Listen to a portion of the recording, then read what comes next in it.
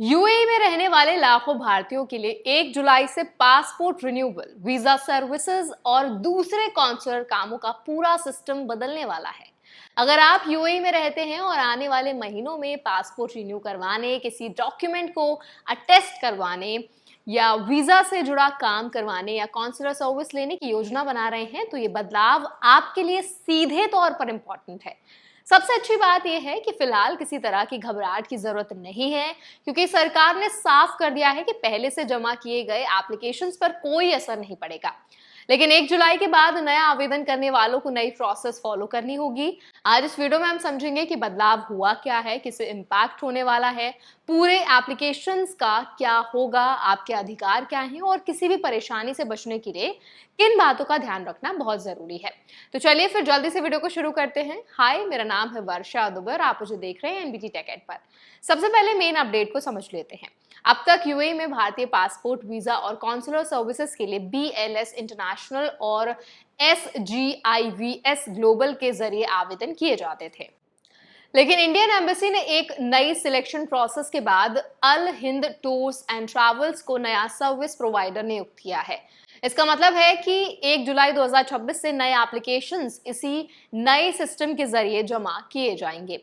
यहाँ सबसे जरूरी बात यह है कि जिन लोगों ने पहले ही अपने डॉक्यूमेंट्स जमा कर दिए हैं, उन्हें दोबारा आवेदन करने या किसी नए सेंटर के चक्कर लगाने की जरूरत नहीं है।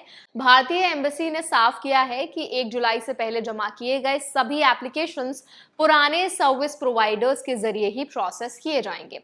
इसीलिए अगर आपका पासपोर्ट रिन्यूअल या कोई कॉन्सुलर रिक्वेस्ट पहले से चल रहा है, तो आपकी प्रोसेस पहले की तरह जारी रहने वाली है। आप समझते हैं 1 जुलाई के बाद एक्चुअल में बदलेगा क्या? इसके बाद पासपोर्ट, वीजा और अदर कॉन्सुलर सर्विसेज के लिए नए applications Al Hind tours and travels द्वारा संचालित सेंटर्स में जमा करने होंगे। अपॉइंटमेंट बुकिंग, सर्विस सेंटर्स की लोकेशन, टाइमिंग, चार्जेस और कॉन्टैक्ट डिटेल्स जैसी जानकारियां भारतीय एम्बेसी और कॉन्सुलेट के ऑफिशियल चैनल्स के जरिए जारी की जाएंगी।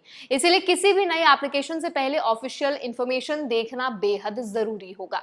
यहाँ एक इंपॉर्टेंट नियम समझना भी जरूरी है। विदेशों में भारतीय एम्बेसी अक्सर आउटसोर्स्ड सर्विस प्रोवाइडर्स का इस्तेमाल करते हैं। इसका मतलब ये नहीं है कि पासपोर्ट या वीजा का फैसला प्राइवेट कंपनी करती है।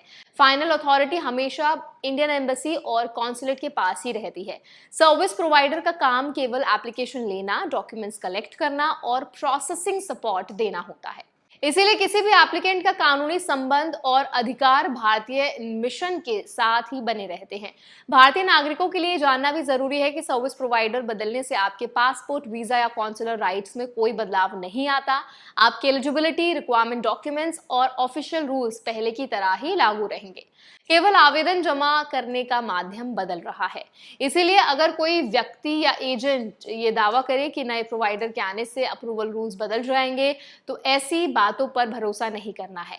ऐसे बदलाव के दौरान सबसे ज्यादा समस्या गलत जानकारी से पैदा होती है। कई बार सोशल मीडिया पर अफवाहें फैलने लगती हैं कि पुराने एप्लीकेशन रद्द हो जाएंगे, नए डॉक्यूमेंट्स फिर से जमा करने होंगे या एक्स्ट्रा फीस देनी पड़ेगी। फिलहाल भारतीय एम्बेसी ने ऐसी कोई भी बात की पुष्टि नहीं की है। इसलिए केवल official website, verified social media accounts और एम्बेसी की एडवाइजरी पर ही भरोसा करना सबसे सुरक्षित तरीका है।